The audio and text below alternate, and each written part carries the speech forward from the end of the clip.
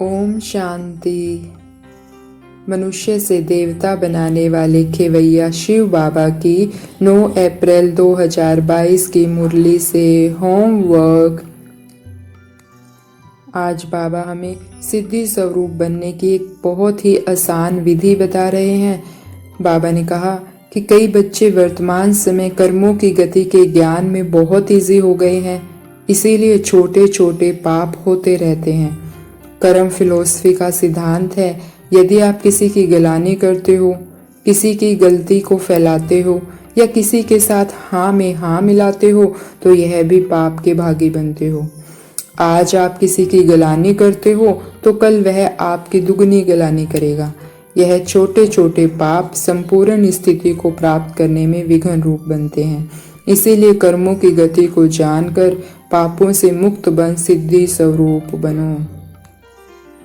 तो हम चेक करेंगे कि क्या ये छोटे छोटे पाप मेरे पुरुषार्थ में भी विघ्न तो नहीं बन रहे हैं, मुझे सिद्धि स्वरूप बनने में विघ्न तो नहीं बन रहे हैं। आज से हम बहुत ही गहराई से इसको चेक करके सदा के लिए ख़त्म करेंगे कि जो अगर मैं किसी आत्मा के लिए गलत संकल्प भी करती हूँ तो उसे मैं अधिकार देती हूँ कि वो भी मेरे लिए कर सकता है। बाबा ने कहा ना कि अगर आज आप किसी की गलानी करते हो तो कल वो आपकी दुगनी करेगा, और जब वो हमारी दुगनी गलानी करेगा तो हमें कैसा लगेगा। तो इसीलिए हमें किसी की भी बुराई को देख कर भी नहीं देखना है। अगर दिख भी जाते तो उसे बिल्कुल नहीं फैलाना है। अगर मन भी कर रहा है किसी को बताऊं तो बाबा को बताओ। हमें किसी की बुराई को नहीं फैलाना है, हमें किसी की कमजोरियों को नहीं फैलाना है, हमें किसी के पाप कर्म में हाँ मिलाकर भागीदार नहीं बनना है, क्योंकि ये छोटी छोटी गलतियां हमें उड़ने नहीं देती, हमें पुरुषार्थ में विघ्न डालती है। तो इसीलिए हम इसका बहुत गहराई से ध्यान रखेंगे। हमें संकल्पों के लेवल तक चेक करना है कि मुझे संकल्पों में भी किसी की बुराई नहीं करनी है। कई बार क्या होता है, हमने मोटे रूप से तो इस विकार को जीत लिया, हम किसी की चुगली नहीं करते हैं, हम ब्राह्मण जीत चुके हैं इनमें से, लेकिन सूक्ष्म रूप में हम चेक करेंगे। कई बार चले जाते हैं, तो हमें इसको पूरा रोकना है ताकि मेरे ये सूक्ष्म पाप मुझे फरिश्ता बनने से रोक ना पाए।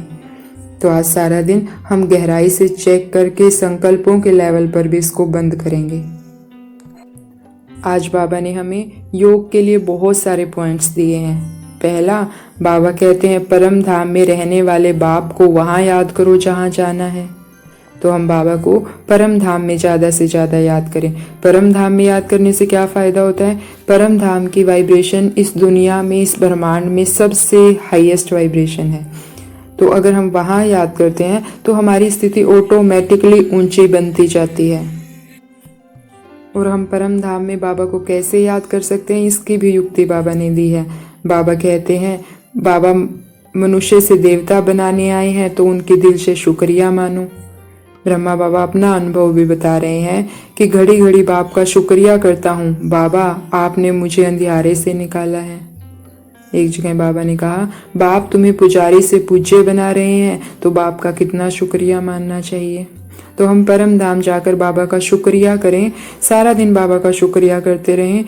पॉइंट सोचें कि मुझे बाबा का किस किस बात के लिए मैं शुक्रिया कर सकती हूँ। देखो बाबा ने हमारी जीवन कितनी हल्की बना दी। सारी दुनिया छोटी छोटी बातों को लेकर परेशान है, और हम बड़ी परिस्थिति आती है तो भी मन को एक बात समझाते हैं, मन चिंता मत कर, मेरा बाबा बैठा है, और हल्के हो जाते हैं।